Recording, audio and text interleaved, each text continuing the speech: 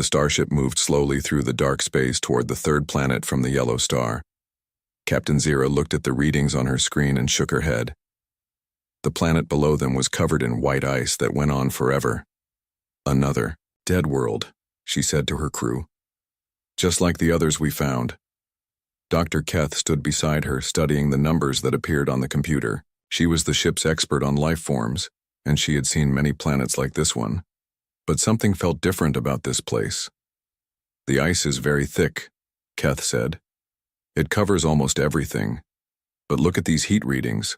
There are warm spots under the ground." The crew of the ship called themselves the Zephyrians. They traveled between stars looking for new worlds and new kinds of life.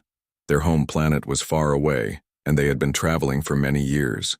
They had found many empty planets, but they always hoped to find something special. "We picked up radio signals from this system many years ago," said Officer Thaw from his station. "But then they stopped. We thought the people here died out." "Captain," Zira nodded. "This happened often. Young civilizations would learn to use radio waves, send messages into space, and then disappear. Sometimes they destroyed themselves with wars. Sometimes their planet became too hot or too cold. This planet looked like it had become too cold. How long has it been frozen?" Zira asked. Keth checked her instruments. "The ice formed about 12,000 years ago. Nothing could live on the surface in this cold." The ship moved closer to the planet. Through the windows they could see endless white ice covering the land. There were no lights anywhere. No signs of cities or roads.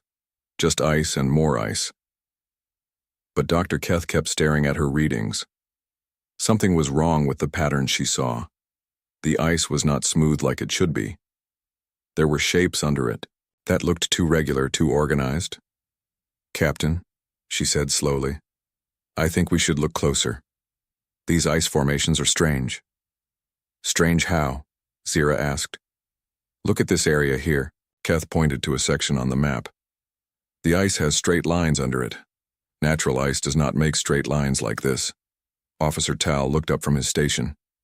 "You think there are buildings under there?" "Maybe. But if there are, they were built a long time ago. Nothing has been alive on this planet for thousands of years." Captain Zira thought about this. Their mission was to study dead civilizations and learn from their mistakes. If there were ruins under the ice, they might tell an important story. "We have the equipment to melt the ice," she said. "Should we try it?"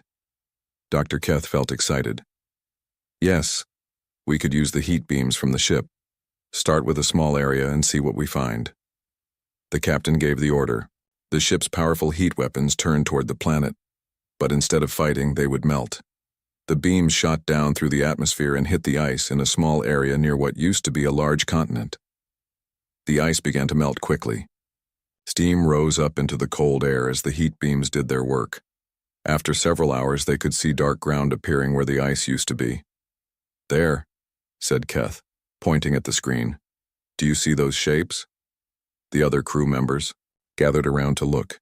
In the melted area, they could see the tops of structures poking through the ground. They looked like buildings, but they were covered in dirt and ice. "It will take weeks to melt enough ice to see everything," said Thaw. "Then we wait," said Captain Zira. "This could be important. Send a message back to the homeworld. Tell them we found the ruins of another dead civilization." As the days passed, more ice melted away. The crew took turns watching the planet through their telescopes and cameras. Slowly, more shapes appeared in the melted areas. There were definitely buildings down there and roads, and what looked like machines. Dr. Keith spent most of her time studying the pictures they took. The buildings were not very tall, but they looked strong. They were made to last a long time. Some of them had thick walls and small windows, like they were built to keep out cold weather. "These people knew the ice was coming," she told the captain. "Look at how they built their houses. They prepared for winter." "But they still died," Zira said. "The ice was too much for them." After 2 weeks of melting, they had cleared several small areas on the planet. The crew prepared to go down and explore the ruins up close. They put on their protective suits and took tools for digging and measuring. The shuttle landed in the largest melted area. Dr. Keth was the first to step onto the planet's surface. The ground was muddy from all the melted ice and the air was still very cold. But it felt good to be on solid ground after so long in space. The buildings were even more interesting. Up close. They were built with care and skill. The walls were thick and strong. Many of them had metal doors that were still in good condition after thousands of years. "Look at this," called Officer Thaw from near one of the buildings. He was holding a piece of metal that had writing on it. Keth hurried over to see. The writing was in symbols she did not recognize, but it looked organized and complex. "This is definitely from an intelligent species," she said. They had language and writing. As they explored more, they found other interesting things. There were machines that looked like they might have been used for farming. There were pipes that carried water from one place to another. There were even what looked like vehicles, though they were very old and rusty. But the strangest thing they found was a tall metal tower on a hill near the edge of the melted area. It had a pointed top, and what looked like equipment attached to it. "What do you think that is?" asked Thaw. Dr. Keth studied it carefully. "It looks like it might be for communication. See those metal pieces at the top? They look like antennas." They climbed up the hill to get a closer look at the tower. It was tall and strong, built to survive harsh weather. At the base, they found a small building with thick walls and a heavy door. The door was locked but not damaged. Thaw used his tools to open it carefully. Inside, they found something that made them all stop and stare. The room was full of machines and computers. They were old, but they looked like they had been maintained and cared for. There were lights on some of them showing that they still had power. "This equipment is still working," whispered Keth. "But how is that possible?" She looked closer at the machines. They were connected to the tower outside and they were clearly built for communication. But if the planet had been dead for thousands of years, who was maintaining this equipment? Captain Zira's voice came through their radio from the ship above. "Team, we are picking up some kind of signal from your location. Very weak, but it is definitely artificial." Dr. Keth felt a chill that had nothing to do with the cold air. She looked around the room again, studying every detail. Everything was too clean, too well maintained for a civilization that died out long ago. "Captain," she said into her radio, "I think we need to be very careful. Something is not right here." As they prepared to leave the communication station and return to their shuttle, none of them noticed the small camera in the corner of the room or the red light that blinked once as they walked out the door. 3 months had passed since the alien ship started melting the ice. Dr. Keth spent every day studying the things they found, and each day brought new surprises that did not make sense. The buildings were not as old as they first thought. Some of them had been built only a few hundred years ago, not thousands. The tools and machines they found looked new, like someone had been taking care of them. Most strange of all, they found places where food had been stored in special containers that kept it fresh. "This does not fit with what we know," Keth told Captain Zira as they looked at pictures from the planet. "Dead civilizations do not have fresh food." Officer Thaw had found something even more puzzling. In one of the larger buildings, there were books and papers that showed detailed maps of the planet. But these maps showed the ice covering everything, like someone had drawn them after the Ice Age started. "Look at this," Thaw said, showing them a drawing he found. "This shows where the ice is thickest and where it is thin. Why would dead people need to know about ice?" Dr. Keth studied the drawing carefully. It was very detailed and accurate. Their own instruments showed the same patterns of thick and thin ice that were drawn on this old paper. The most confusing discovery came when they found a large underground room beneath one of the buildings. The room was carved out of solid rock and was much bigger than anything they had seen before. It was filled with seeds, thousands and thousands of different seeds in sealed containers. "These seeds are still good," Keth said after testing them. "They could be planted and would grow. But why would a dying civilization save seeds?" Captain Zira was starting to feel worried. Nothing about this planet made sense. Maybe they knew the ice was coming and tried to prepare for it. "But Captain," said Thaw, "some of these buildings were made after the ice came. Look at the dates we found carved into the walls. Some of them are only 200 years old." That night, as the crew rested on their ship, Dr. Keth could not sleep. She kept thinking about all the strange things they had found. She went to the observation deck and looked down at the planet below. The areas they had melted were now much larger. They had melted ice from several places around the planet, and each place showed the same thing: buildings and tools that were too new, too well maintained for a dead world. As she watched, something caught her eye. In one of the melted areas, there was a small light moving around. It was very faint, but it was definitely there. "Computer, increase magnification on grid 7, she said. The image got larger, and Keth gasped. The light was attached to something that was moving across the ground. It looked like a person carrying a torch or flashlight. "Captain Zira to the observation deck immediately," she called into the ship's communication system. When the captain arrived, Keth showed her what she had seen. But now there were no lights moving around. Everything looked quiet and still. "Are you sure you saw something?" Zira asked. "Yes, I am sure. Something was moving down there with a light." They watched for another hour but saw nothing more. Finally, the captain decided they should get some sleep and investigate more in the morning. But Dr. Keth was too excited to sleep. She went to her laboratory and started looking at all the data they had collected. She spread out maps and pictures and reports trying to find a pattern. After several hours, she found something that made her heart beat faster. The communication tower they had found was not the only one. In each area where they had melted ice, there were similar towers. All of them were still working, and all of them were connected to underground power sources that had been running for a very long time. "Someone has been maintaining these systems," she whispered to herself. The next morning, she showed her discovery to the rest of the crew. Captain Zira looked at the evidence and made a decision. "We need to send a team down to investigate more, carefully. If there are survivors on this planet, we need to know." Dr. Keth volunteered to lead the team. Along with Officer Thaw and 2 other crew members, she took the shuttle down to the largest melted area. This time they brought better equipment and planned to stay for several days. They set up a camp near the communication tower and began exploring the area more systematically. What they found was amazing and frightening at the same time. There were tunnels under the ground that connected many of the buildings.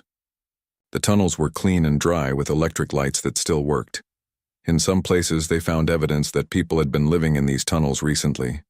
"Look at this," said Thaw, showing them a room they found deep underground. The room had beds and tables and cooking equipment. Everything was clean and organized, like someone had just stepped out for a moment. On one of the tables, they found papers with writing on them. The writing was in the same symbols they had seen before, but there were also drawings that were easy to understand. The drawing showed the planet covered in ice and then showed it slowly warming up as the ice melted. "These people predicted that the ice would melt," said Keth. "They knew we were coming." In another room, they found something that proved someone had been watching them. There were detailed drawings of their ship, with measurements and notes about its design. There were also drawings of the crew members themselves, showing their faces and the equipment they carried. Officer Thaw picked up one of the drawings and stared at it. It showed him standing next to the communication tower, drawn with perfect accuracy. "They have been watching us since we arrived," he said quietly. Dr. Keth felt a mixture of excitement and fear. They had found proof that intelligent life still existed on this planet, but these people had been hiding from them, studying them in secret. "We need to find them," she said. "We need to make contact."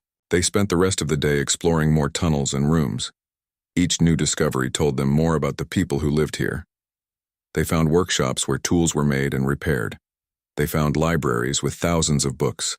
They found laboratories with scientific instruments. But most importantly, they found proof that this civilization had not just survived the Ice Age. They had planned for it. In the largest room they discovered, the walls were covered with charts and maps that showed the entire planet. The charts showed how the ice had formed over thousands of years, and how it could be controlled and managed. There were detailed plans for underground cities and systems for growing food without sunlight.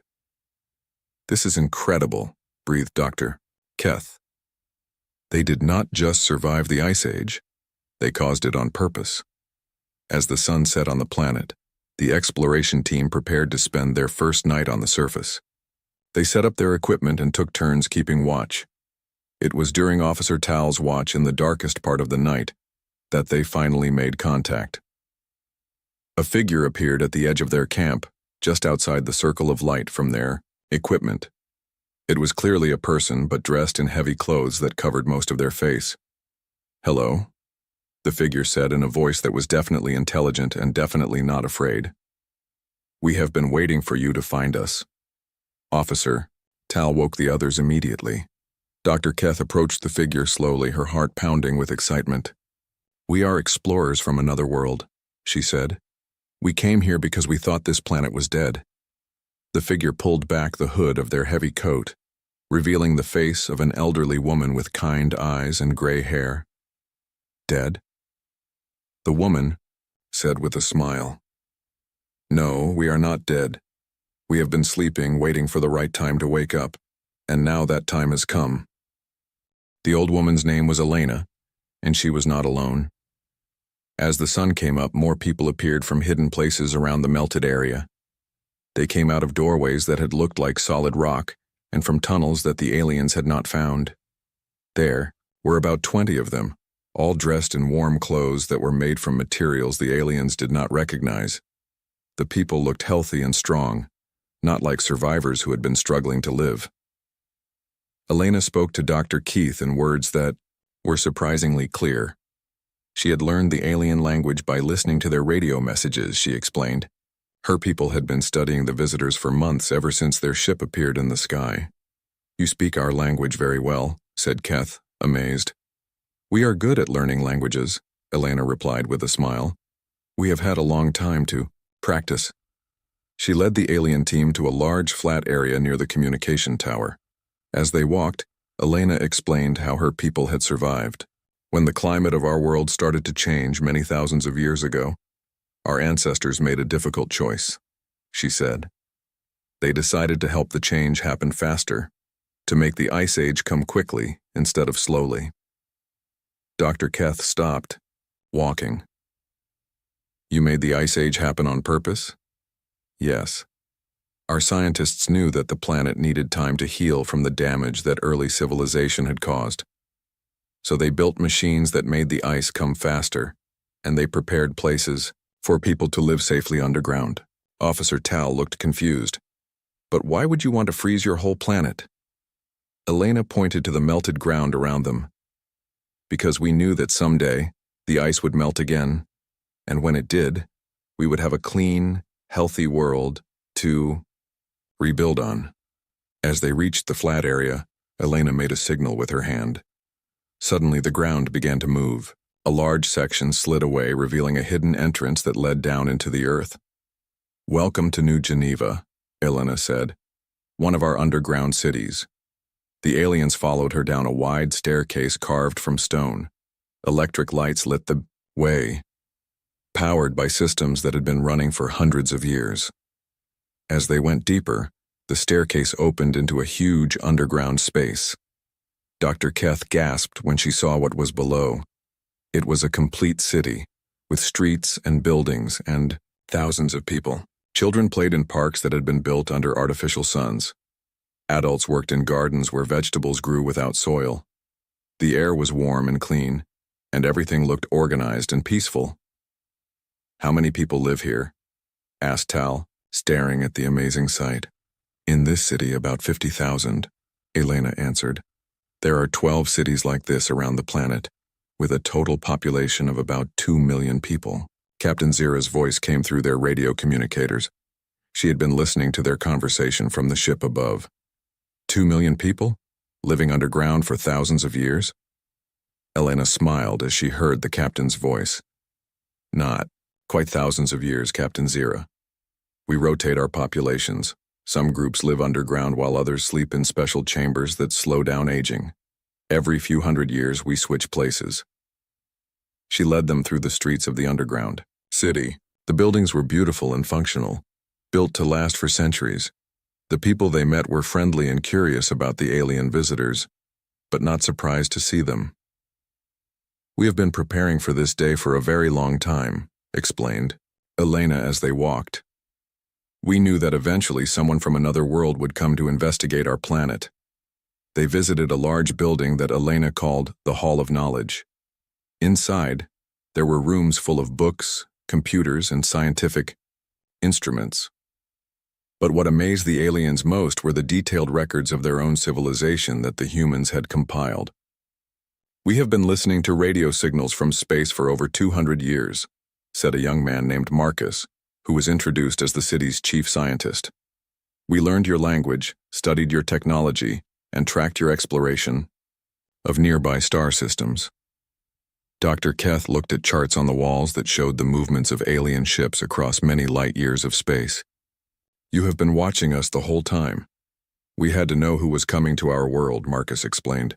"We needed to be ready for either friends or enemies." Elena led them to another room where the walls were covered with plans and diagrams.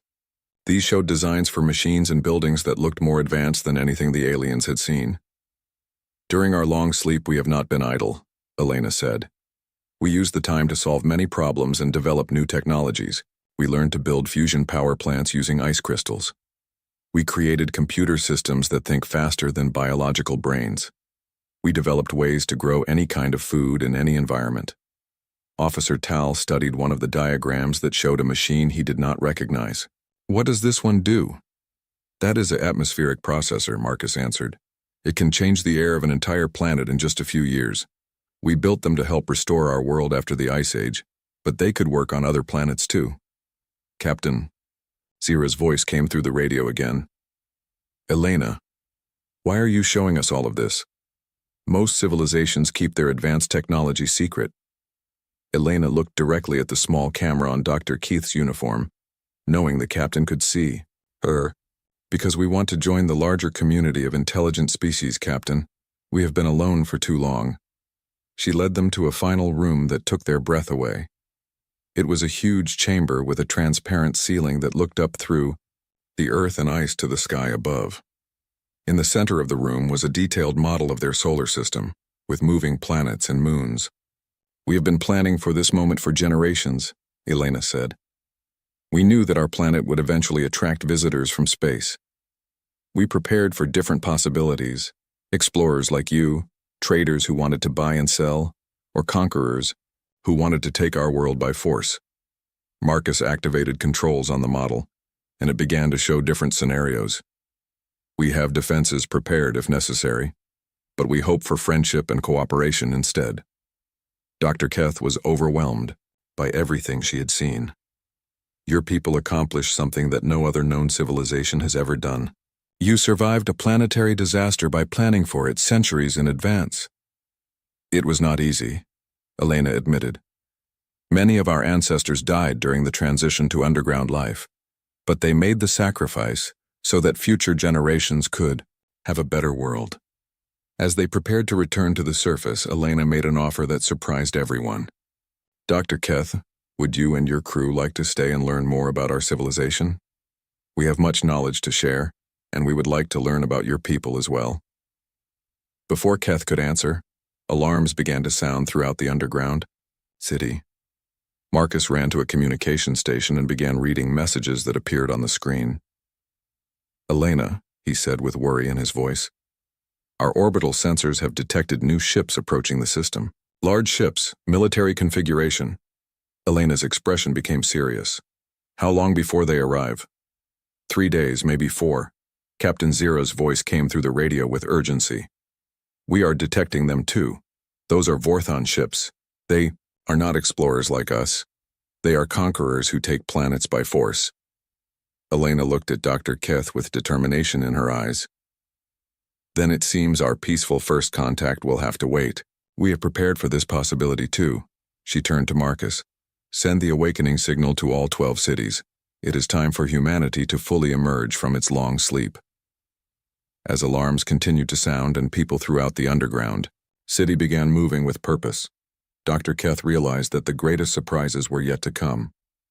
The next morning, Dr. Keth woke up to the sound of machines humming deep underground. Elena had given her and the other aliens rooms in the city, and through her window she could see people working everywhere with focused energy. "What is happening?" she asked Marcus when she found him in the Hall of Knowledge. The awakening, he replied, pointing to screens that showed activity all over the planet. We are bringing all of our cities to full readiness and waking up the populations that have been sleeping. On the screens, Keth could see amazing things happening. Large sections of ice were melting much faster than their ship's heat beams could manage. Steam rose from dozens of locations around the planet as hidden geothermal systems activated. How are you melting the ice so quickly? She asked. Marcus led her to a window that looked down into an even deeper level of the city. Below, she could see massive machines working automatically. We built heating systems throughout the planet during the Ice Age, he explained. They tap into the natural heat deep underground and direct it where we need it. Elena joined them, and Keth noticed she was wearing different clothes now. Instead of the simple cold weather gear from yesterday, she wore a uniform that looked both practical and official. Dr. Keth, Elena said, there is much more we need to show you before the Vorten ships arrive. Your captain has agreed to help us, but she needs to understand what humanity is truly capable of. They took a fast elevator that went even deeper underground. The elevator moved smoothly for several minutes, suggesting they were traveling a very long distance down into the Earth. How deep does this city go? Asked Officer Tal. This city extends down almost 2 miles, Elena answered. But the deepest levels are not for living. They are for manufacturing and defense. The elevator stopped, and they stepped out into a space that was larger than anything Keth had imagined possible. It was a vast underground factory where machines built other machines. Robots moved materials from place to place while human technicians supervised the work. We call this the Foundation, said Elena. It is where we build everything our civilization needs. Food production systems, fusion power plants, spacecraft, defensive weapons, and exploration equipment. Marcus showed them a production line where sleek aircraft were being assembled. These are atmospheric fighters, he said. They can operate in any kind of weather and can even function in space for short periods. Keth counted at least 50 of the aircraft in various stages of completion. How many do you have? Each city has been producing them for the past 100 years, Elena replied. We have approximately 2,000 ready for operation, with more being completed every day. They moved to another section of the factory where larger machines were being built. These looked like spacecraft, but with unusual designs that incorporated both advanced technology and robust construction. These are our orbital defense platforms, explained Marcus. They can be launched quickly and will protect our planet from attack. Officer Tal examined one of the spacecraft closely. The hull was made from materials he did not recognize, and the weapon systems looked more advanced than anything his own people had developed. Your technology is more sophisticated than ours, he admitted. Elena smiled. We had a long time to think and plan. When you only have limited resources, you learn to make every piece of technology as efficient as possible. They continued deeper, into the Foundation, where Elena showed them the most impressive achievement of the underground civilization. It was a massive computer system that filled an entire cavern, built from crystalline structures that glowed with their own light. This is our central planning intelligence, said Marcus. It has been calculating optimal strategies for planetary management, technological development, and defense for over 1,000 years. Dr. Keth stared at the beautiful, glowing crystals. It is a computer made from ice? Not exactly ice, Elena explained. It is a crystalline matrix that forms naturally at very low temperatures, but with properties that allow quantum processing. We discovered how to grow and program these crystals during the early years of the Ice Age. The computer system was not just for calculations, they learned. It was also a vast library that contained all of human knowledge from before the Ice Age, plus everything they had learned during their underground years. We preserved our entire civilization in this system, said Marcus. Art, literature, music, science, history, and philosophy. Nothing was lost. Elena led them to a control station where she activated a display that showed the current status of all 12 underground cities. Each city was now fully active, with populations that had been sleeping now awake and working. How many people are awake now? Asked Keth. About 8 million, Elena replied. Our full active population. The rest remain in long-term preservation, keeping our genetic diversity safe and maintaining our cultural knowledge. The display showed that each city specialized in different tasks. Some focused on food production, others on manufacturing, and still others on research and development. But all of them were connected by underground transportation systems that could move people and materials rapidly across the planet. This is not just survival, realized Dr. Keth. This is a planned civilization that was designed to emerge stronger than before. Exactly, said Elena. Our ancestors knew that merely surviving the Ice Age was not enough. They wanted us to emerge better prepared for whatever challenges we might face. Marcus activated another display that showed detailed plans for rebuilding the surface of the planet. We have been designing new cities that will work in harmony with the natural environment. Clean energy, sustainable agriculture, and transportation systems that do not damage the ecosystem. But the most impressive revelation came when Elena showed them the genetic records of the human population. During the Ice Age, they had carefully managed their breeding to eliminate hereditary diseases and enhance natural abilities. Each generation has been healthier and more intelligent than the last, she explained. We used the time to perfect our species while we waited for the planet to heal. Officer Thaw looked at the genetic data with amazement. You have been deliberately evolving yourselves. With great care and ethical oversight, Elena emphasized. We never forced changes on anyone, but we made sure that beneficial traits were preserved and harmful ones were eliminated. As they explored more of the Foundation, they discovered that humanity had also been preparing for space exploration. There were designs for interstellar ships, plans for colonies on other planets, and detailed studies of nearby star systems. We always knew that eventually we would want to explore beyond our own world, said Marcus. The Ice Age gave us time to develop the technologies we would need. Elena led them to a final chamber that contained something truly remarkable.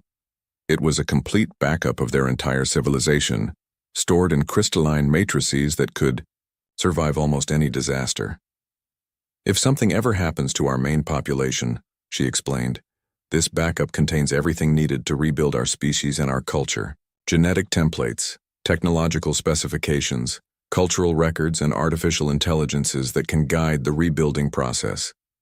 Dr. Keth was overwhelmed by the scope of humanity's preparation. You have thought of everything. We tried, too, Elena said. Our ancestors learned from the mistakes that led to the original climate crisis.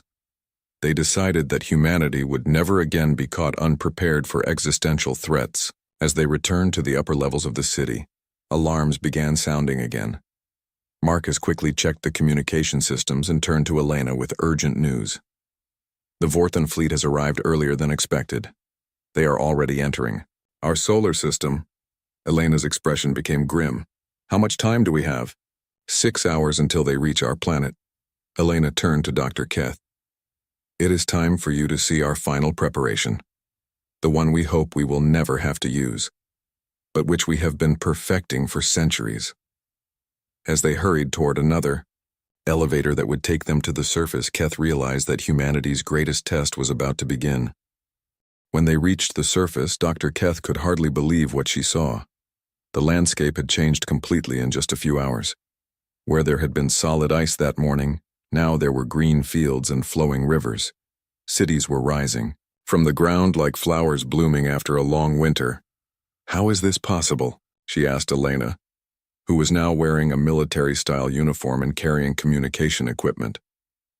We did not just survive the Ice Age, Elena replied, speaking quickly as people around them prepared for the coming battle. We learned to control it. Every major ice formation on this planet has heating systems built underneath. We can melt it all in a matter of hours if necessary. Captain Zira's voice came through their communicators from the ship above. Elena, we are detecting massive energy signatures from your planet. Our instruments show at least 50 new heat sources activating simultaneously. Those are our city emergence systems, Elena explained. We are bringing our entire civilization to the surface. Marcus ran up to them with a handheld device showing tactical information.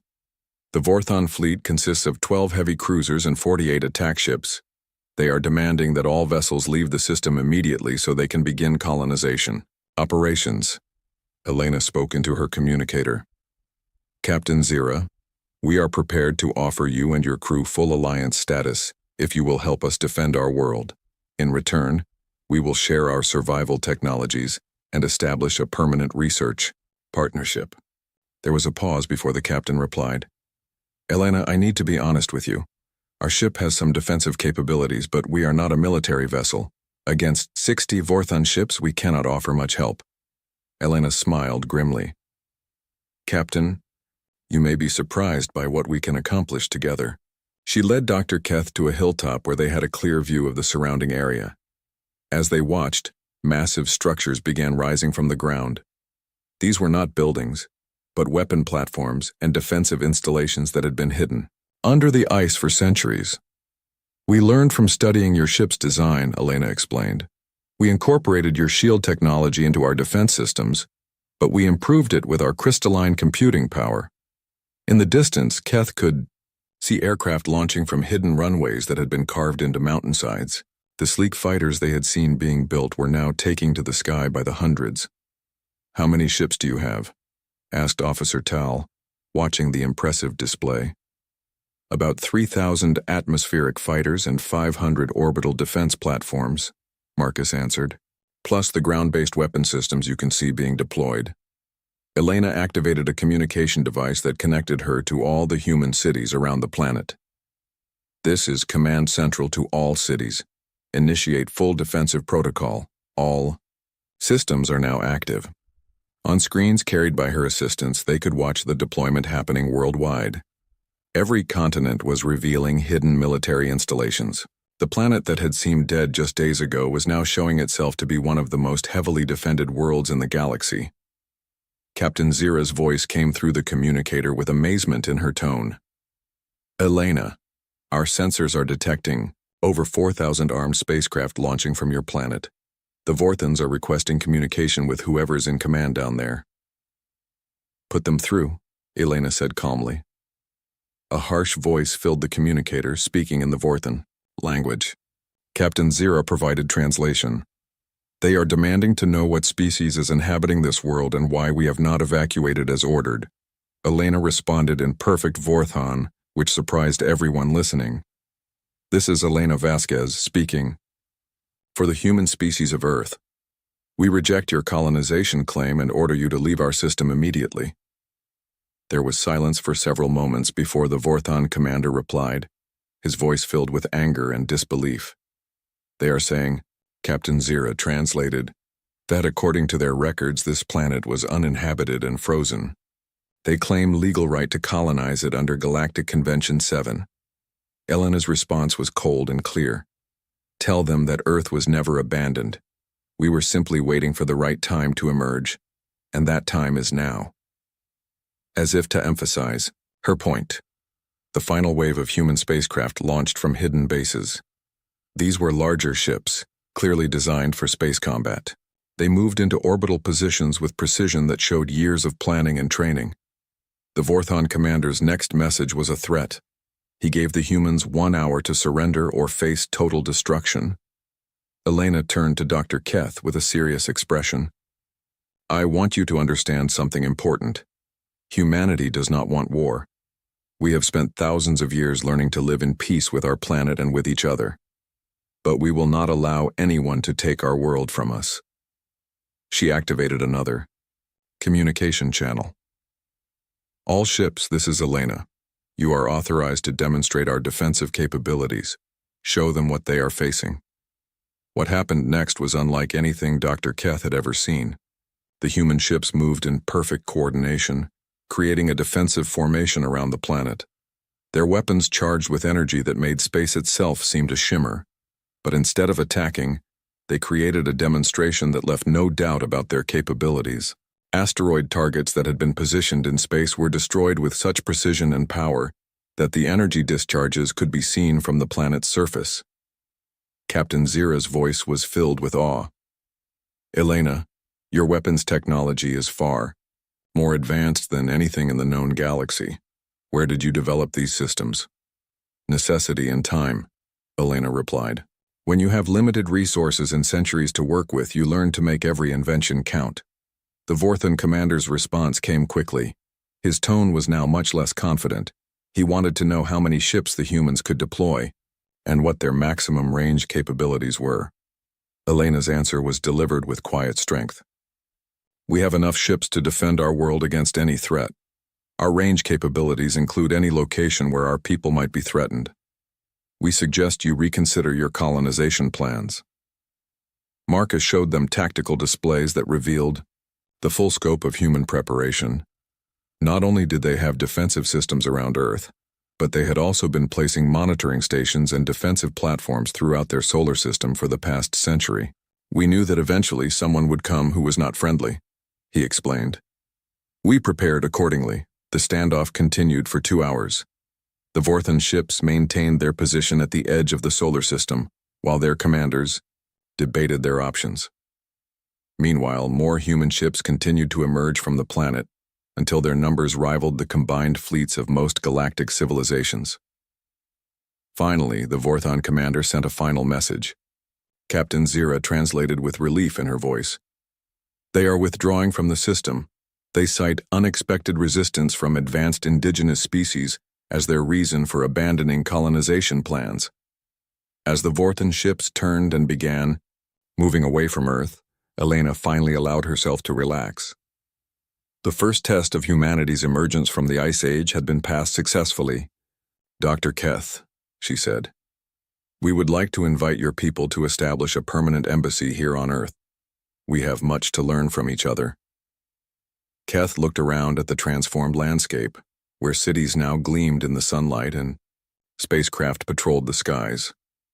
Elena, I think my people will be very interested in that offer. You have accomplished something that no other species in the galaxy has ever managed. And what is that? Elena asked. You turned a planetary disaster into an opportunity for advancement. You emerged from your ice age stronger than you went into it.